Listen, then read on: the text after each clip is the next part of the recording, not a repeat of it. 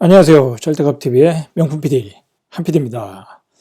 자, 오늘은 수원 완벽 분석 시리즈 세 번째 시간입니다. 자, 수원이 앞으로 어떻게 변할 것인가? 자, 앞으로 10년 뒤에 수원은 어떻게 변할 것인가? 한번 그것을 우리가 같이 예상을 한번 해보시죠. 자, 그것이 왜 중요하냐면 수원은 최근에 수원 시장이 핫해졌는데 부동산 시장에 유동성머니가 많아지다 보니까 수원을 단기적인 매매로 접근하시는 분들이 아주 많습니다. 자, 이제 그 시각부터 잘못됐다는 거죠. 자, 수원은 이제 단기적인 시각으로 보시면 안 되는 거고, 오히려 단기적인 시각으로 봤다가 더 낭패를 볼 수 있는 데가 수원입니다. 자, 수원은 그런 시각으로 보면 수원에서 큰 수익률을 얻을 수가 없습니다. 수원은 장기적인 트렌드로 보셔야 된다는 겁니다. 자, 제가 오늘 드리고자 하는 말씀은 바로 그것입니다. 수원은 단기적으로 보지 말아라. 장기적인 트렌드로 봐라. 그러면 수원을 장기적으로 바꿀 수 있는 성장 엔진이 무엇인가? 자, 그것을 오늘 한번 확인을 해보자는 거죠. 그래서 그 성장 엔진을 통해서 앞으로의 수원이 10년 동안에 어떤 변화가 일어날 것인가 같이 추론을 해보시고 상상을 한번 해보자는 의미에서 이제 방송을 제작을 했습니다. 자, 그리고 중요한 것은 우리가 이제 부동산 시장에서 최근 그 단타 매매, 지방 광역시를 통해서 단타 매매가 극성을 부리니까 정부에서 여러 대책을 내놨죠. 취득세 4%를 올렸고 3가구 이상, 4가구째 될 때 취득세 4% 이상을 내셔야 되고, 그리고 집을 2년 이상 보유해야 일반 과세가 된다는 거죠. 예전에는 1년 이상 보유하면 일반 과세로 넘어가서 단타를 치더라도 세금 20%, 18%, 30%만 내도 됐는데 이제 40%, 50%를 내셔야 된다는 거죠. 취득세 4% 내고 그다음에 40% 세금 내면 사실상 별로 남을 게 없습니다. 남는 게 없는 겁니다. 일반 갭투에서 들어가는 물건들이 커다란 어떤 수익을 주는 게 아니라 오히려 낭패를 볼 수 있다. 자, 그리고 이제 왜 수원에서의 단타가 우리가 좀 경계를 해야 되냐면, 자, 수원이라는 도시는 예를 들어서 대전, 광역시가 있지 않습니까? 울산, 그다음에 부산. 자, 그런 지방에 있는 광역시는 말 그대로 부산에 있으면 그 부산 지역에서는 부산이 맹주입니다. 흔들리지가 않는다는 거죠. 그 지역 자체에서는 절대 그 부산의 위치가 흔들리지 않는다는 거죠. 마찬가지로 대구도 마찬가지 아닙니까? 그 주변 도시에 오히려 주변 도시의 수요를 다 빨아들이는 데가 대구죠. 대전은 조금 어떤 변수가 있죠. 그래서 제가 대전과 수원은 조금 비슷하다라는 말을 이 편에서 말씀을 드렸죠. 그 이제 동탄과 수원의 관계가 있으니까 마찬가지로 대전과 세종의 어떤 그 수요의 이동이 있다는 거죠. 어떤 그 도시의 그 변화에 따라 발전에 따라 그런 게 있다는 거죠. 근데 울산도 마찬가지죠.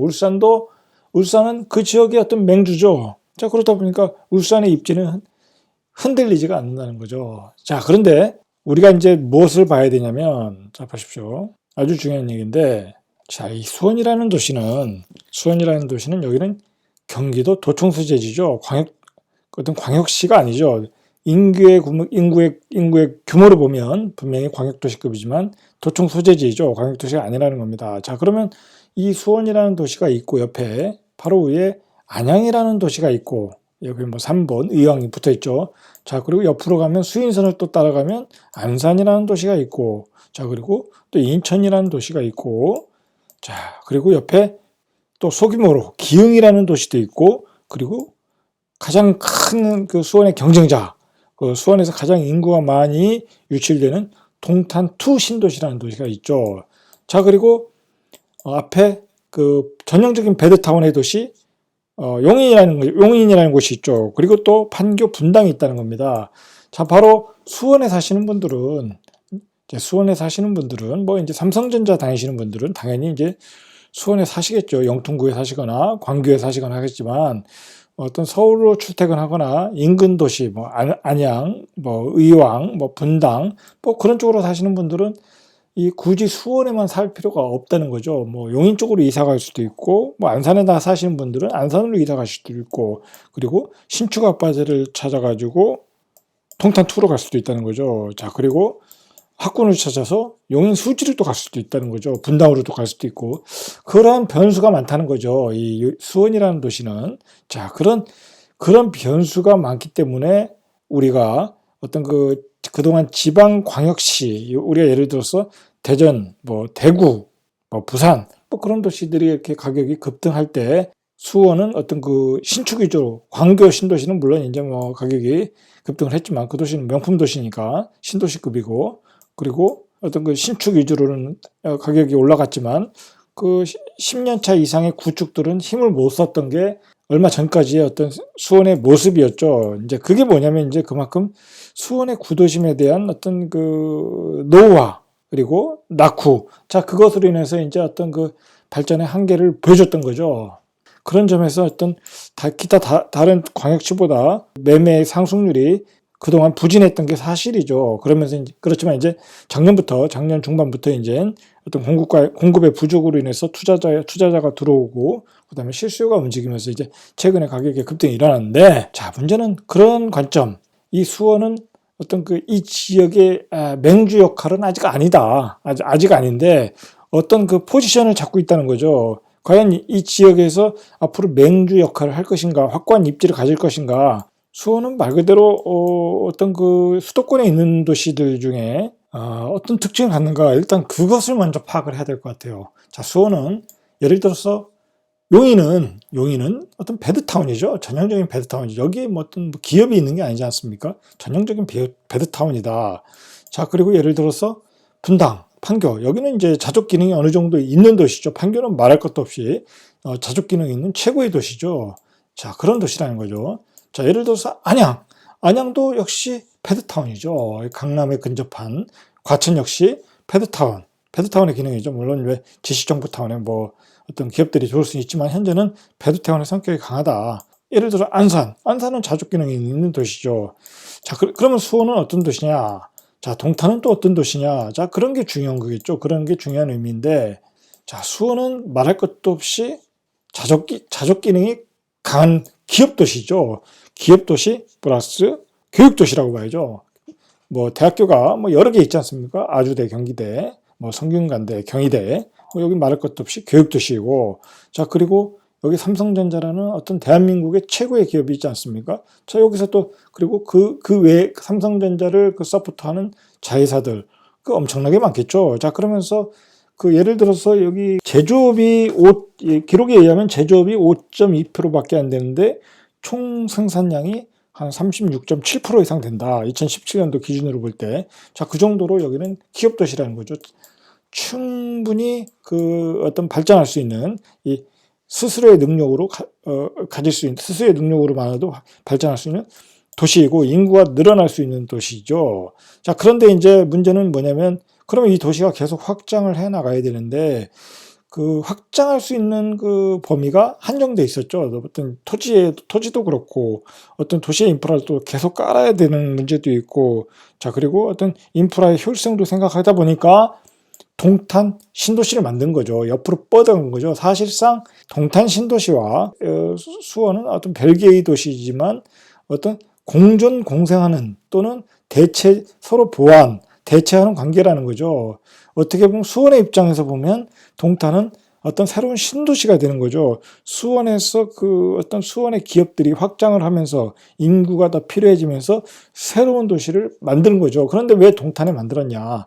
당연히 이 경부 쪽에 어떤 교통 인프라가 계속 들어오니까 여기 뭐 GTX-A나 그다음에 SRT나 그리고 기존의 경부 고속도로나 여기에 도시를 만들기에는 아주 적합한 위치였다는 거죠. 이 동탄이라는 곳은 이 경부 고속도로를 끼고 강남으로 접근할 수 있는 접근성이 좋지 않습니까? 그리고 뭐 다른 기타 고속도로, 기타 국도를 통해서도 좋고 철도를 깔기도 좋고 경부선이 지나가야 되는 데니까 SRT가 지나가야 되니까 그러다 보니까 동탄의 신도시를 만들었다. 자, 그러면서 수원의 인구가 통탄으로 다 빠져나갔던 거죠. 이제 구도심에 살던 정주 여건이 떨어지는 곳에 인구가 다 빠져나갔던 거죠. 그래서 전출이 제일 많은 곳도 통탄2였다. 최근에 뭐 기타 용인, 의왕, 안산 이런 곳은 이제 어떤 조금의 차이가 있겠죠. 들어가고 나가고 인아웃의 차이, 뭐 소수의 차이는 있겠죠. 더 많이 나가는 경우도 있고 더 많이 들어가는 경우도 있지만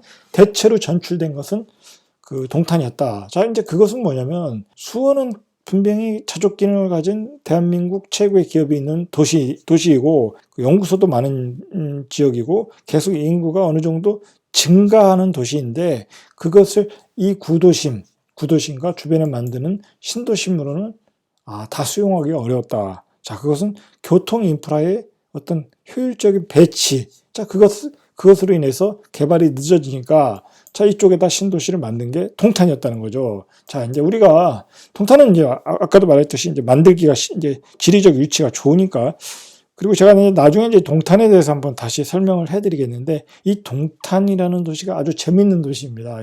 이게 또 세종하고 비교하면 또 재밌는 도시인데 자, 그것은 제가 다른 시간에 한번 그 수원 편이 끝나고 나서 동탄 편을 한번 다시 제작할 때 말씀드리겠습니다. 이 동탄을 연구해야 어떤 도시개발에 대한 택지적에 대한 연구가 제대로 됩니다. 이 도시를 제대로 알아야 다른 도시도 이해할 수 있고 수원도 이해할 수 있는. 자, 근데 이제 문제는 뭐냐면 그 수원이 광교 신도시를 만들어서 어떤 수원의 입지를 어떤 질적인 시장을 만들어 놨고 자, 그런데 수원이 프로 도심 재개발을 한 거죠. 이 도심 재개발의 핵심 지역이 바로 화서프로지오였죠. 자, 여기 이쪽에 화서프로지오였다. 화서파크프로지오였다. 주거 여건이 굉장히 좋은 보시면 다 아파트 아닙니까? 이곳에 신축을 만들었던 거죠. 이 주변이 다 구축 정자동이었나요? 얘가? 자, 이쪽에 아파트들이 여기다가 역세권에다 신축을 만들었다. 이건 당연히 뜰 수밖에 없는 아파트죠. 뭐 원리상 그렇습니다. 이쪽에 얼마나 신축을 원했겠습니까? 거기다가 가장 좋은 위치, 스타필드 시티도 들어오고 앞으로 더블 역세권이 된다. 뭐 당연한 결과입니다. 자, 여기다 만들어서 또 이렇게 구도심 재생의 그 방아쇠를 당겼고, 그 다음에 수원역 프로지오 자이 고동지구라고 그러죠. 이쪽에 또 이게 또 LH에서 또 해가지고 이쪽에 또 큰 주거단지를 만들었고 한 6천 가구 되나요? 자, 어떤 그 복합 기능의 주거단지를 만들었고, 자, 그리고 이 수원역 주변에 8달 재개발 지역 6, 8, 10고요. 자, 이렇게 또 만들어서 어떤 도심 재생 주거 정비 사업을 해서 도심 재생에 들어갔다는 거죠. 자, 이제 우리가 이제 여기서 무엇을 좀 깨달으셔야 되냐면 투자자 입장에서 이제 무엇을 조심을 하셔야 되냐면 최근에 작년에는 이제 그 신축 위주로 수원이 많이 떴죠. 예, 신축 위주로 이런 망포 힐스테이트, 그다음에 뭐 아이파크, 자, 이런 그 영통지구 밑에 망포 지구의 신축 위주로 이제 가격이 급등을 했죠. 자, 광교가 이제 먼저 시세를 올려주고 신축 위주로 갔는데 그러다 이제 구축으로 들어가는데 자, 여러분이 생각하셔야 될 게 뭐냐면 요즘 뜨는 게 8달 재개발 아닙니까? 그러면 여기가 2023년이라는 거죠. 2023년인데 자, 요즘 이제 이 영통지구가 핫했고 그다음에 요즘 예를 들어서 동탄원으로도 또 들어간다고 하더라고요. 동탄원 당연히 들어가겠죠. 여기 이제 갭이 많지 않으니까. 그리고 경기 수도권 시장에 어떤 그 공급이 모자르다. 뭐 그런 조건을 가지고 들어가는 것 같아요. 자, 그런 개념을 가지고 들어가는 건 좋습니다. 그렇지만 그 리스크가 뭔가를 좀 알아야 된다는 거죠. 자, 이렇게 들어간다는 거죠. 역시 동탄으로도 들어갈 것이고. 자, 이렇게 병점, 동탄, 뭐 이렇게 움직이는 것 같아요. 투자자들의 움직임이. 자, 그런데 문제는 뭐냐면 예를 들어서 여기 입주를 한다. 2023년도에 입주를 뭐 만 가구, 만 몇천 가구 입주한다. 기타 이제 입주 물량이 나오겠죠. 그리고 동탄2도 아직 계속 입주 중이니까 여기도 입주 물량이 많이 있겠죠. 자, 그러면은 지금 이제 그 영통에서 물건을 파시는 분이나 가져갈 걸 생각해서 미리미리 파는 거겠죠. 그리고 동탄으로 입주하시는 분들이 있으면 미리미리 파는 거겠죠. 마찬가지입니다. 자, 마찬가지라는 겁니다. 자, 그러면 이제 문제가 뭐냐면 자, 예를 들어서 이쪽에서 2023년도에 그 입주를 할 때 수원 재개발 시장에서 입주를 할 때 그거를 팔고 넘어오시는 분들이 많을 거라는 겁니다. 예를 들어서 뭐 동탄1이라든지 동탄2도 자, 그런 분들이 다시 수원시장 구도심으로 들어올 수 있다는 거죠. 자, 그렇게 되면 그때 전세 가격은 떨어질 수도 있다는 겁니다. 그때 전세 가격은 떨어질 수도 있다. 물론 이제 서울 경기시장은 2023년 뭐 그 정도까지는 물량이 모자라는 구간이다라고 생각을 하고 이제 투자자들이 움직이는 거지만 뭐 그때 가봐야 알겠지만 만약에 그때 거기 전세 물량을 다 내놓고 이쪽으로 구도심으로 다시 이쪽으로 온다. 그러면 예를 들어서 뭐 동탄 1이나 동탄 2에 어떤 갭2 들어가신 분들이 뭐 그 밖에 지역 뭐 예를 들어서 영통이 될 수도 있고요. 예를 들어 영통이 될 수도 있는 겁니다. 영통이 될 수도 있는 거죠. 영통 수원 구축도 해당이 되는 거죠. 예를 들어서 수원 구축도 2023년도에 8달에 들어가야 될 사람들이 이거를 팔고 전세 살다 이쪽으로 이전할 수 있다는 거죠. 이 수원의 구축들이 바로 2023년 이후에 그 쏠리는 물량에 의해서 흔들릴 수 있다. 전세 가격이. 그러면 갭 투자에서 역전세도 날 수 있다. 자, 그런 점을 조심하셔야 된다는 겁니다. 자, 그러면 앞으로 수원은 이제 10년 후에 어떻게 변화가 될 것인가? 장기적인 측면에서 자, 우리는 이제 그것을 확인해야 되는 거죠. 자, 근데 제가 서두에서 말씀드렸듯이 저는 그런 생각이 들더라고요.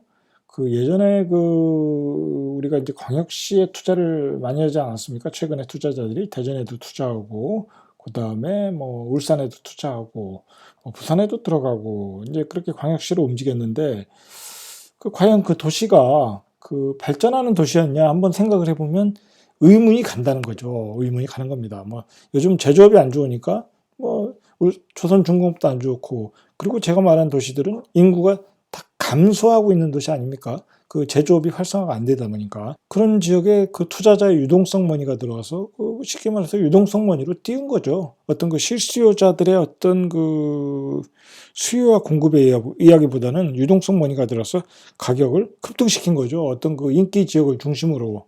자, 물론 이제 공급량이 모자라서 뭐 그것 때문에 올라갔다 뭐 그런 얘기도 할 수 있지만, 뭐 실질적으로 보면 유동성이 들어간 거죠. 유동성 머니가 갑자기 들어가서 물량을 싹쓸이하고, 그러면서 좋은 물건 싹쓸이해서 대장을 올리고, 그 대장의 가격이 다른 아파트의 기준가가 돼서 또 다른 아파트의 투자자들이 또 들어가서 올리고, 속사를 보면 그렇다는 겁니다. 자, 그런데 제가 가만히 생각을 해보니까 과연 어떤 정석적인 투자에서 과연 이 수원은 어떤 그 광역도시급인데, 그런 면에서 다른 그 광역도시에 비해서 어떤 그 가치가 저평가되어 있던 게 아닌가. 뭐 예를 들어서 지금 광역도시 고급 아파트들도 10억이 넘지 않습니까? 10억이 넘는다고 신문에 나오지 않습니까? 자, 그런데 수원은 뭐 광교는 물론 이제 그렇지만, 광교는 뭐 거의 준 강남급이니까 그 도시는 예외로 하고, 예를 들어서 얼마 전까지만 해도 뭐 7억 5천, 8억 정도밖에 하지 않았습니까?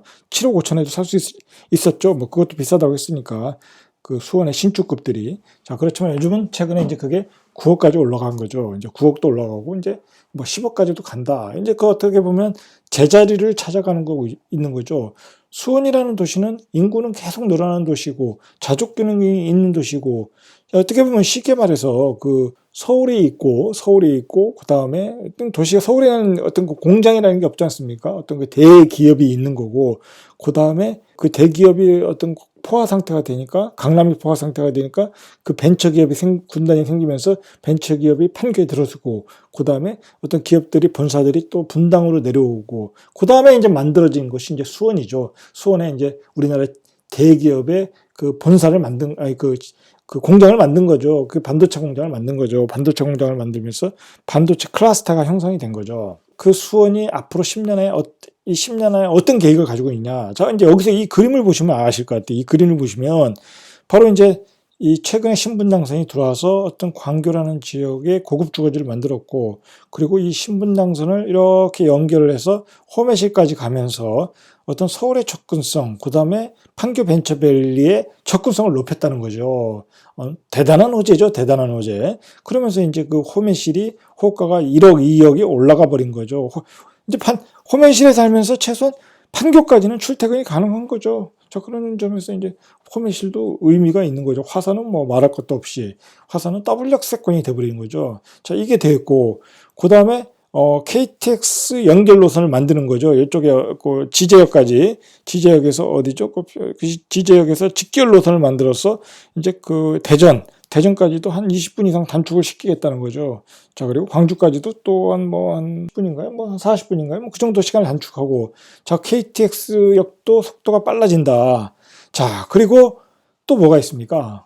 자, 이걸 보시면은, 자, 일단 이거 보시면 수원이 앞으로 어떻게 변할 것인가. 자, 수인선. 우리가 이제 나중에 하나하나씩 얘기하겠지만, 자, 수인선. 이거는 이제 어떤 그 산업 클러스터를 연결하는 노선이죠. 안산의 그 어떤 부품 중심으로 하는 그런 그 클러스터와, 그 다음에 첨단 반도체 클러스터와, 그 다음에 인천의 어떤 그 항만, 자, 그것을 연결하는 경제자유구역과 항만을 연결하는 그런 클러스터를 연결하는 아주 중요한 노선이죠. 어떤 그 출퇴근의 노선보다는 어떤 물류를 강조하는 점에서 아주 어떤 그 수원의 성장 엔진이 될 수 있는 거죠. 그 다음에 이제 KTX 시발역이 될 수 있다는 거죠. 수원역이. 그 다음에 동인선, 동탄과 인덕원선을 연결하고, 이건 또 이제 어떤 내부 안양 쪽으로 출퇴근하는 그런 노선을 또 빠르게 하는 노선이 되겠죠. 또 그다음에 오산 용인 고속도로. 자, 이것도 민자 산업을 하고 있고.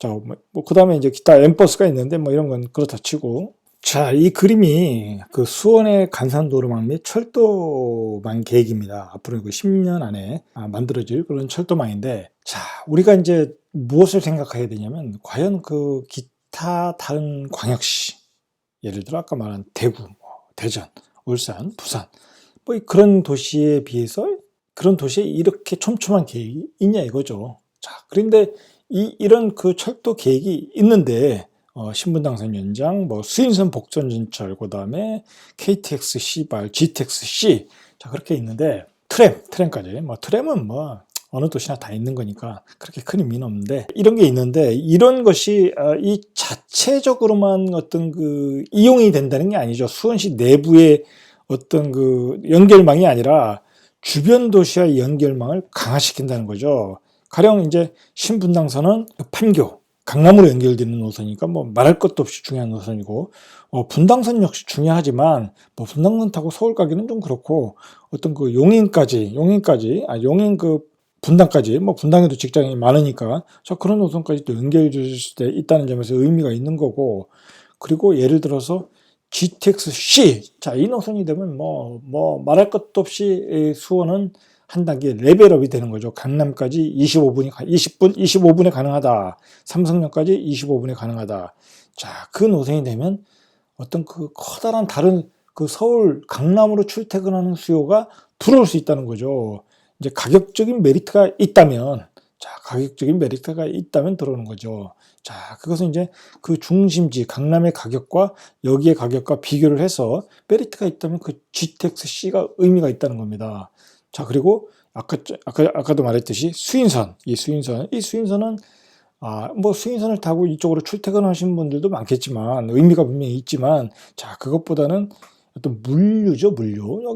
여긴 제조업이 강한 곳이고, 그리고 전에도 말했듯이 안산은 그런 그 제조업을 뒷받침해주는 어떤 부품 소재가 강한 도시이고, 안산 반월공단은, 자, 그리고 이 제조업에서 만든 것을 또 인천 항만 가서 또 물류를 해야 되니까, 그리고 공항이 있지 않습니까? 그쪽으로 또 해서 수출을 해야 되니까, 자, 그러한 물류의 노선이 연결이 된다는 거죠.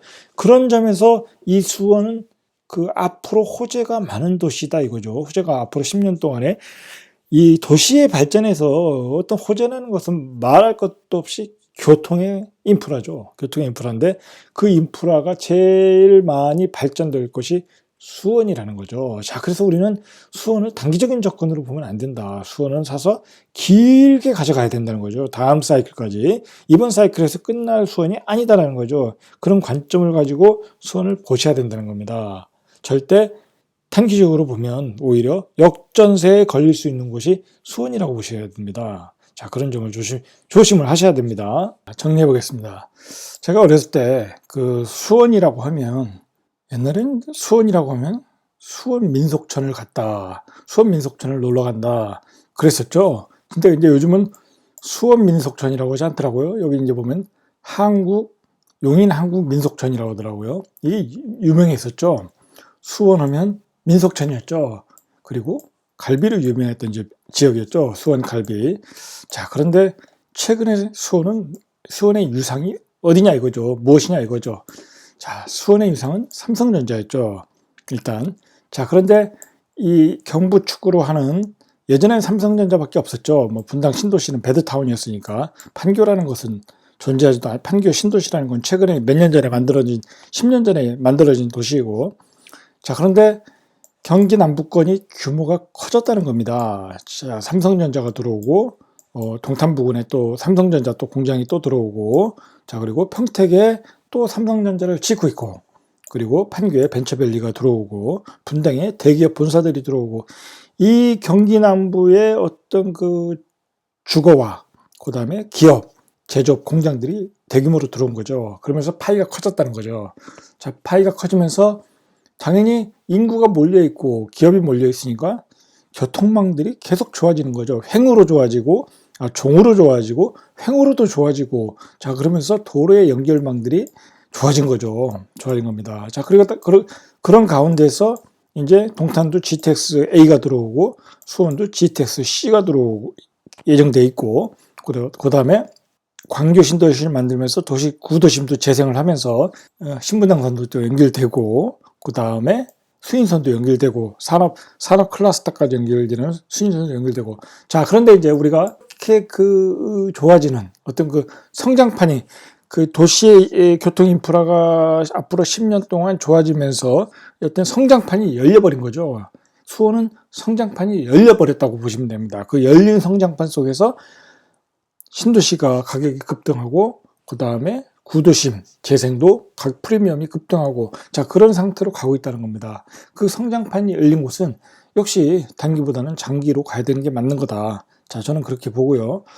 그 다음에 이 도시는 어차피 이런 도시는 그 지방의 그 대구나 부산처럼 어떤 그 지역의 맹주라고 볼 수는 없지 않습니까? 여기는 또 분당과 판교 분당과는 경쟁하기는 쉽진 않고, 이쪽 지역은 상당 가격이라고 봐야 될 것 같고, 그 밑으로 있는 지역들, 안양, 용인, 동탄, 안산, 그런 지역들과 어떻게 보면 경쟁 관계 속에 있다. 그런 경쟁 관계 속에서 이 도시가 앞으로 어떻게 발전할 것이냐, 어떻게 인구를 이 지역으로 빨아들일 것이냐. 자, 그것은 이 교통망에 달려 있고, 이 구도심 정비 사업에 달려 있다는 거죠.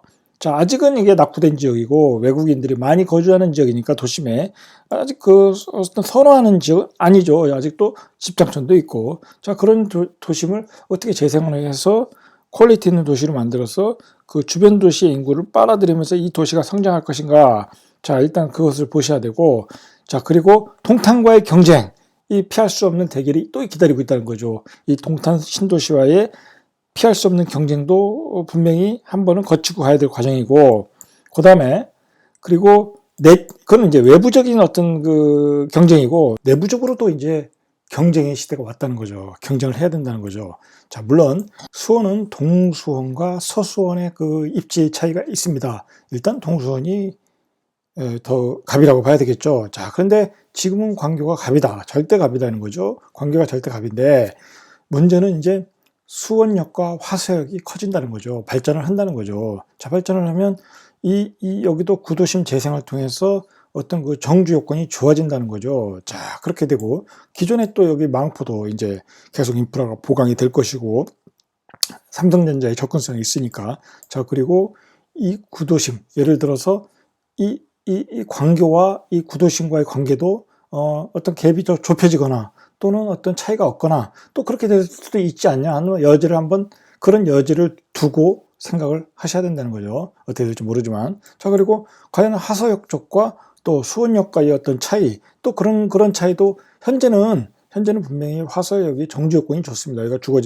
주거 밀도도 좋고 어떤 그 혐오 시설도 없지만, 여기는 이제 상권이 강한 곳이고, 그리고 이제 외국인 비율이 높으니까 아무래도 정주 요건은 떨어지죠. 이제 집장촌도 있고. 자, 그렇지만은 또 수원역은 그 핵심 교통 요지이니까 가장 많이 이용하는 역이니까, 자, 그런 점도 있다는 거죠. 그리고 이제 또 호매실은 어떻게 될 것인가. 그 옆에 또 택지지구가 만들어지면 또 어떻게 당수지구라고 하나요? 이쪽에 택지지구가 만들어지면 또 규모의 경제가 또 켜지니까 정주 요건이 또 좋아질 수도 있고, 그 다음에 다른 도시와의 경쟁, 그리고 내적으로의 어떤 변화들, 그런 변수들을 생각을 하셔야 된다는 겁니다. 그런 변수들 속에서 요즘 여러분들이 최근에 많이 투자하는 이 갭투들, 이 구축들은 또 어떻게 될 것인가. 그 구축들을 또 빠져나와야 되는 시기는 어떻게 잡을 것인가. 자, 그런 여러 가지 복합적인 요소들이 많은 것이 바로 수원이라고 보시면 됩니다. 자, 이상 절대갑TV의 명품 PD 한 PD였습니다.